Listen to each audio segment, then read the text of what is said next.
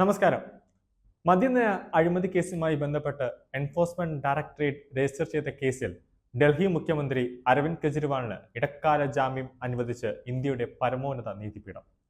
Supreme കോടതി ജസ്റ്റിസുമാരായ സഞ്ജീവ് ഖന്ന, ദീപാങ്കർ ദത്ത എന്നിവരടങ്ങിയ ബെഞ്ചിന്റേതാണ് ഉത്തരവ്.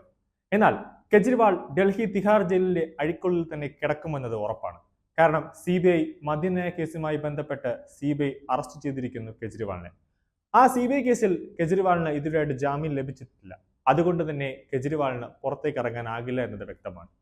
ഇടക്കാല ജാമ്യം കിട്ടി കെജ്രിവാൾ പുറത്തു വന്നാലും അടുത്ത അന്വേഷണം കെജ്രിവാളിനെ കാത്ത് തിഹാർ ജയിലിന്റെ വെളിയിൽ നിൽപ്പുണ്ട്. അതായത് NIA അന്വേഷണമാണ്. സിഖ് ഫോർ ജസ്റ്റിസ് എന്ന നിരോധിത സംഘടനയിൽ നിന്ന് പണം കൈപ്പറ്റിയെന്ന പരാതിയിൽ, അതായത് 1.6 കോടി രൂപ കൈപ്പറ്റിയെന്ന പരാതിയിൽ ഡൽഹി ലഫ്റ്റനന്റ് ഗവർണർ സക്സേനയ്ക്ക് ലഭിച്ച പരാതിയുടെ അടിസ്ഥാനത്തിൽ ഗവർണർ ആ പരാതി NIA അന്വേഷിക്കണമെന്ന് ആവശ്യപ്പെട്ടുകൊണ്ട് കേന്ദ്ര ആഭ്യന്തര മന്ത്രാലയത്തിന് ശുപാർശ ചെയ്തിരിക്കുകയാണ്. മദ്യനയ കേസുമായി ബന്ധപ്പെട്ട് ഉപമുഖ്യമന്ത്രി മനീഷ് സിസോദിയ ഇപ്പോൾ ജയിലിൽ തുടരുകയാണ്.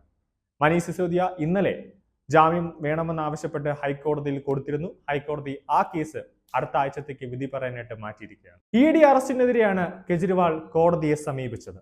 കള്ളപ്പണം വെളുപ്പിക്കൽ തടയൽ നിയമത്തിലെ 19-ാം വകുപ്പിന്റെ വ്യവസ്ഥയായി അറസ്റ്റ് അനിവാര്യമാണോ എന്ന് പരിശോധിക്കുന്നതിനായി കെജ്രിവാളിന്റെ ഹർജി സുപ്രീം കോടതി 3-അംഗ വിശാല ബെഞ്ചിന് വിട്ടിരിക്കുകയാണ്.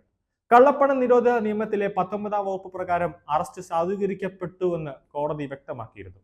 എന്നാൽ ഇതുവരെയുള്ള ജയിൽ ശിക്ഷ പരിഗണിച്ച് കെജ്രിവാളിന് ഇടക്കാല ജാമ്യം കോടതി അനുവദിക്കുകയായിരുന്നു. ഇടക്കാല ജാമ്യവുമായി ബന്ധപ്പെട്ട് സകല പരിഷ്കാരങ്ങളും വിശാല ബെഞ്ചിന് സുപ്രീം കോടതി വിട്ടിരിക്കുകയാണ്. ഇനി വിശാല ബെഞ്ചിന്റെ വിധിയാണ് ഇനി നിർണായകം. മുമ്പ് കേസ് പരിഗണിച്ച 2-അംഗ ബെഞ്ച് തീരുമാനമെടുക്കാൻ കഴിയുന്ന വിഷയങ്ങളല്ല ഉള്ളതെന്ന് ചൂണ്ടിക്കാട്ടിയാണ് 3-അംഗ ബെഞ്ചിന് വിട്ടിരിക്കുന്നത്. കൂടാതെ മുഖ്യമന്ത്രി എന്ന പരിഗണന കൂടി നൽകിയാണ് ജാമ്യം അനുവദിച്ചിരിക്കുന്നത്. അതായത് സുപ്രീം കോടതിയുടെ ഔദാര്യമാണ് കെജ്രിവാളിന് ഇപ്പോൾ ഇടക്കാല ജാമ്യം കിട്ടിയിരിക്കുന്നത്. എന്നാൽ ഇനി മുഖ്യമന്ത്രിയായി ഇരിക്കണോ വേണ്ടയോ എന്ന് തീരുമാനിക്കേണ്ടത് കെജ്രിവാൾ ആണെന്ന് സുപ്രീം കോടതി വ്യക്തമാക്കുന്നുണ്ട്. അതായത് സുപ്രീം കോടതി പറഞ്ഞത് രാജിവെച്ചു പുറത്തു പോകൂ എന്ന് ഒറ്റ വാക്കിൽ പറയാതെ ഒരു ഇൻഡയറക്റ്റ് ആയിട്ടാണ് സുപ്രീം കോടതി പറഞ്ഞിരിക്കുന്നത്.